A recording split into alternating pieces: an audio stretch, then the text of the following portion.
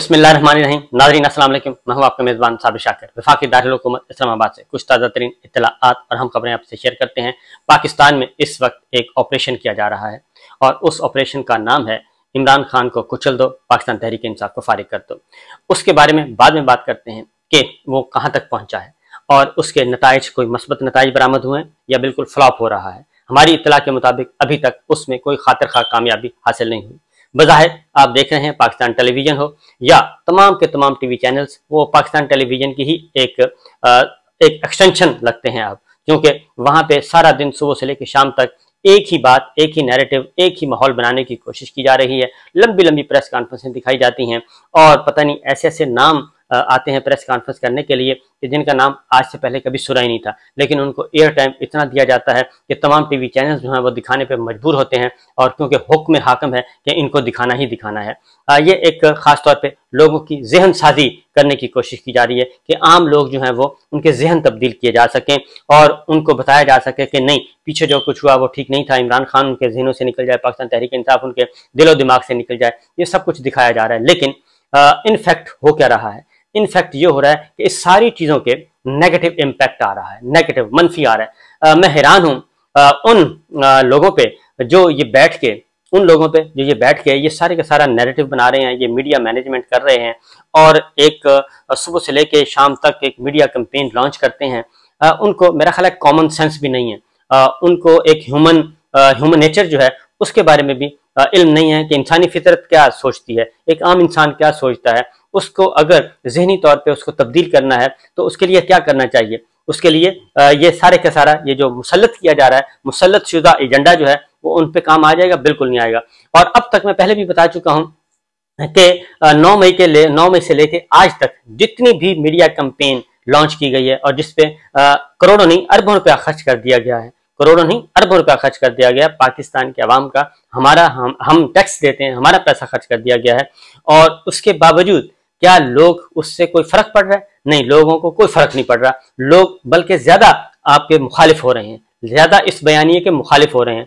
और चूंकि दूसरी चीज सामने नहीं आ रही और दूसरी तरफ हम देख रहे हैं कि घर घर ऑपरेशन जारी है और ऐसी ऐसी होलनाक जो कहानियां हैं वो सामने आ रही हैं, ऐसी होलनाक तस्वीरें सामने आ रही हैं जिसके बाद इंसान के रोंगटे खड़े हो जाते हैं कि क्या ये हमारा ही मुल्क है, ये हमारा ही पाकिस्तान है, कि हमारी ही कानून नाफिज करने वाले इदारे हैं, ये हमारी ही फोर्सेस हैं जो हमारे साथ ऐसा कर रही हैं। ये और आम आदमी से लेके ऊपर तक सबके साथ यही हो रहा है। इमरान खान साहब को उठाया गया गिरेबान पकड़ के और शीशे तोड़ के, चौधरी परवेज इलाही साहब को उठाया गया उसी तरीके से, और वो आहनी बेलचे लेके आए थे, जिस तरीके से गाड़ी को तोड़ा गया उनको भी उसी तरीके से उठाया गया जैसे इमरान खान साहब उठाया गया।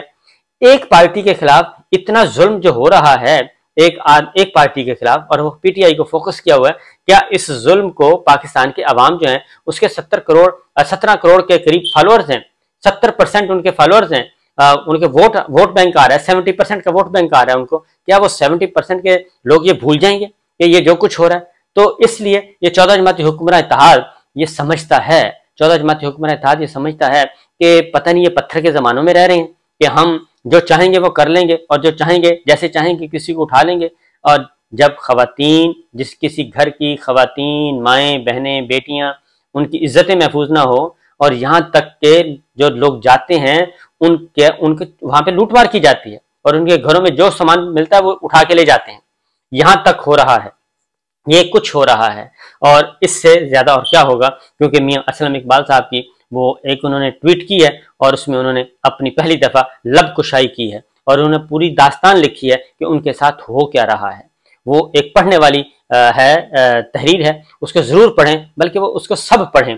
और मैं तो ये कहूँगा कि army chief general Asim Munir साहब और ख़ासतौर पे हमारी military leadership chairman joint chief of staff committee हैं, जनरल साहिर शमशाद मिर्जा हैं, एयर चीफ हैं, नेवल चीफ हैं, ये सब के सब इनको पढ़ना चाहिए। वो तहरीर जरूर पढ़ें कि आखिर ये इस मुल्क में हो क्या रहा है। और चीफ जस्टिस ऑफ पाकिस्तान और हाई कोर्ट के चीफ जस्टिस साहब जो हैं वो भी पढ़ें। मुझे तो लगता है कि अब वक्त आ गया है कि चीफ जस्टिस ऑफ पाकिस्तान इसका सो मोटो नोटिस ले लें। उसकी वजह है कि अवाम उनको दुआएं देंगे, अवाम इलेक्शन नहीं अब मांगते, अवाम तो कहते हैं हमारी चादर और चार दीवारी का जो तहफ़्फ़ुज़ है वो हमें दे दें, हमारी जान माल आबरू वो महफूज कर दें, इलेक्शन हम नहीं चाहते। यहाँ तक मामला पहुंच चुका है। बहरहाल इस वक्त जो सिचुएशन है जी, मैं आपको बता देता हूँ कि एक तरफ जहांगीर तरीन साहब को लॉन्च किया गया था।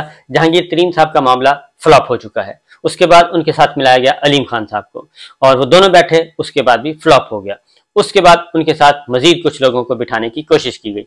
काफ लीग के साथ उनका मामला नहीं हो सका, चौधरी सरवर साहब के साथ मामला नहीं हो सका। उसके बाद आते हैं सरदार तनवीर साहब, उनको क्योंकि अब मालदार लोगों को इकट्ठा किया जा रहा है, मालदार लोगों को इकट्ठा किया जा रहा है कि पैसे के बलबूते पर इलेक्शन लड़ा जाए और पैसे के बलबूते पर इलेक्शन जीता जाए।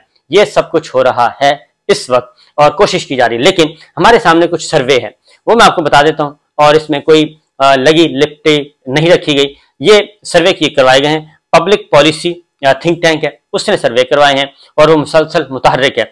और ये सर्वे है डिविजनल लेवल पे, हर डिस्ट्रिक्ट के हर हल्के का ये सर्वे है कि हर हल्के में इस वक्त क्या सिचुएशन है।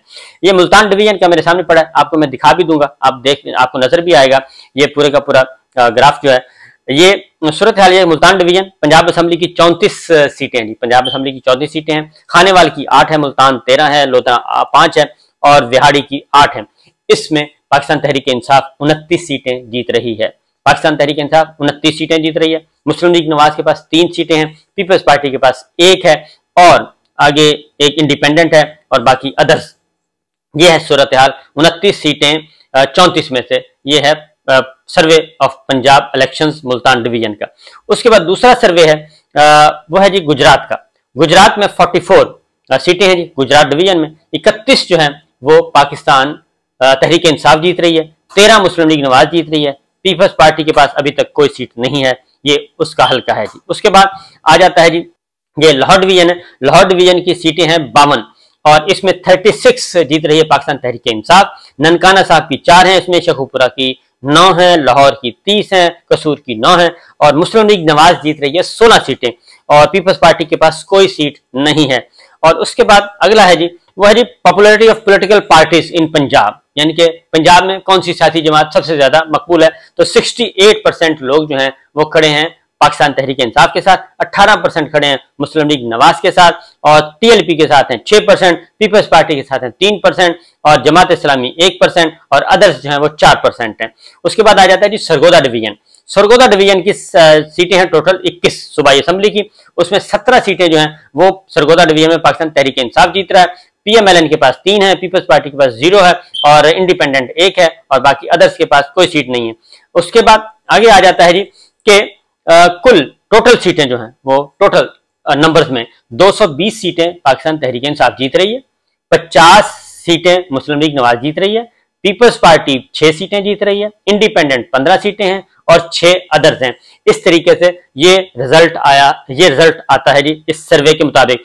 रावलपिंडी डिवीजन की जो है 27 सीटें हैं, उसमें 24 सीटें पाकिस्तान तहरीक इंसाफ को मिल रही हैं, मुस्लिम लीग नवाज को 1, पीपल्स पार्टी को 1, इंडिपेंडेंट 1।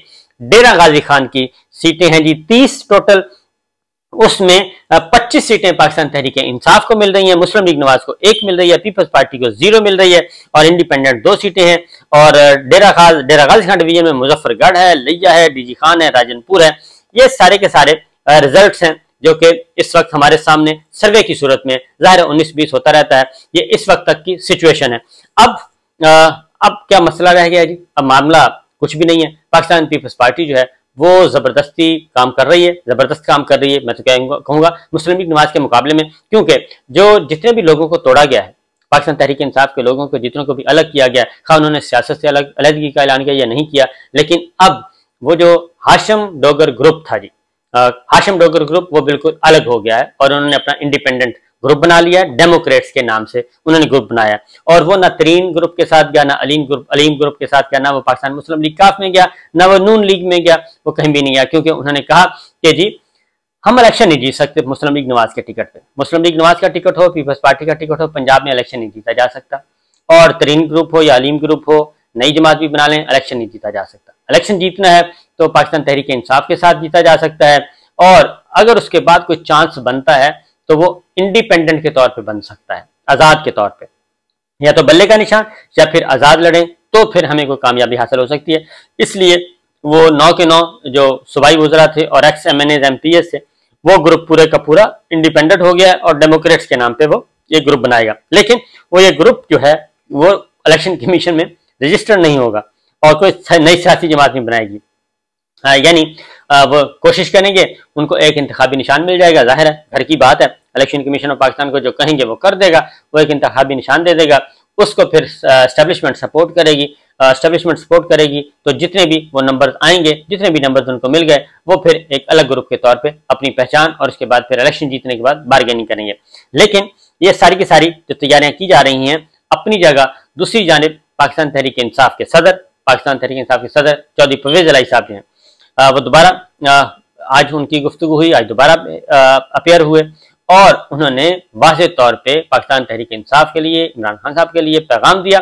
उन्होंने कहा जी 100 मुकदमे बना लें, हर मुकदमा निपटेंगे, झूठे मुकदमात हैं और ये एक एक करके सारे मुकदमे खत्म हो जाएंगे और ये वक्त सदा नहीं रहता, ये वक्त खत्म हो जाएगा, मुश्किलात का वक्त है, इसको जवाल आना ही आना है और उसके बाद खुशहाली आएगी और उसके बाद फिर हम इंशाअल्लाह दोबारा से मुल्क की खिदमत कर सकेंगे। चौधरी परवेज इलाही साहब ने फौज को एक पैगाम दिया है, फौज को एक पैगाम दिया है जेरे हिरासत, जब वो पुलिस की हिरासत में, एंटी करप्शन पंजाब की हिरासत में, और उन्होंने कहा है कि फौज को सोचना चाहिए, यानी कि हमारी मिलिट्री लीडरशिप को सोचना चाहिए कि पाकिस्तान तहरीक इंसाफ फौज की मुखालिफ नहीं है और ना ही हम फौज के मुखालिफ हैं, हम फौज को तगड़ा देखना चाहते हैं और दोनों मिलकर काम करना चाहते हैं। इसलिए कोई ऐसा वे आउट निकालें और वे फॉरवर्ड बताएं कि आगे कैसे बढ़ना है, और ये जो पकड़ धकड़ है, ये मार धाड़ है, ये मुकदमे हैं, ये सब कुछ, इसका कोई फायदा नहीं है। ये चौधरी परवेज इलाही साहब ने दौरान हिरासत और जब वो कस्टडी में थे, जब उनको अदालत लाया जा रहा था, उस वक्त उन्होंने ये बात की है। और ख़ास तौर पे फिर इसके बाद एक प्रेस कॉन्फ्रेंस, बड़ी तवील तरीन प्रेस कॉन्फ्रेंस हुई और उस प्रेस कॉन्फ्रेंस में IG साहब ने कोशिश की कि जनाब जो डॉक्टर यास्मीन राशिद साहिबा की बरीयत हुई है उसके बारे में ज़रा मसला बना हुआ था, क्योंकि डॉक्टर यास्मीन राशिद साहिबा जो हैं वो बरी हो चुकी हैं और बरी होने के बाद भी उनको रिहा नहीं किया जा रहा, बल्कि अब पंजाब पुलिस कह रही है कि हम दोबारा उनकी बरीयत के खिलाफ आला अदालत में जाएंगे। तो मेरा ख्याल है चले भी जाएं तो उनको कुछ हासिल नहीं होगा। इसी तरीके से आज चौधरी परवेज इलाही साहब के साथ भी यही हुआ, मजिस्ट्रेट के सामने, जज साहब के सामने लेके नहीं जाया जा रहा था कि जी वो जज ठीक नहीं है, तो उन्होंने कहा भी ले आओ, अगर मेरा फैसला सही होगा तो वेल एंड गुड, अगर आपको पसंद नहीं आता तो आप आगे जाके ऑर्डर चैलेंज कर दें, अदालतें मौजूद हैं, हाई कोर्ट मौजूद है, सुप्रीम कोर्ट मौजूद है, तो वहां पे जाके बात करें, लेकिन मुल्जिम को तो लेके आए और फिर बड़ी मुश्किल से मुल्जिम को लाया गया, यानी कि चौधरी परवेज इलाही साहब को पेश किया गया। और फिर चौधरी परवेज इलाही साहब के खिलाफ जो असेंबली सेक्रेटरी असेंबली हैं, उन्होंने एक अदालत में बयान दिया है जी, परवेज इलाही के खिलाफ वादा माफ गवाह बनने के लिए दबाव डाला जा रहा है। ये राय मुमताज है, उनको उठाया गया था, सेक्रेटरी असेंबली है पंजाब असेंबली, उनको उन्होंने अदालत में जाके ये बता दिया है कि जी हमें कहा जा रहा है कि आप चौधरी परवेज इलाही के खिलाफ वादा माफ गवाह बन जाएं तो हम आपको लुक आफ्टर करेंगे। और इसी तरीके से मुस्लिम लीग पाकिस्तान तहरीक इंसाफ को मजीद दबाने के लिए 14 महीने के बाद नैब ने को हुक्म दिया गया है कि जनाब जरा इनके असासों की तफसीलात इकट्ठी की जाए। दोबारा ये लड़ाई चल रही है, देखते हैं क्या होता है। इजाजत दीजिए, अल्लाह हाफिज।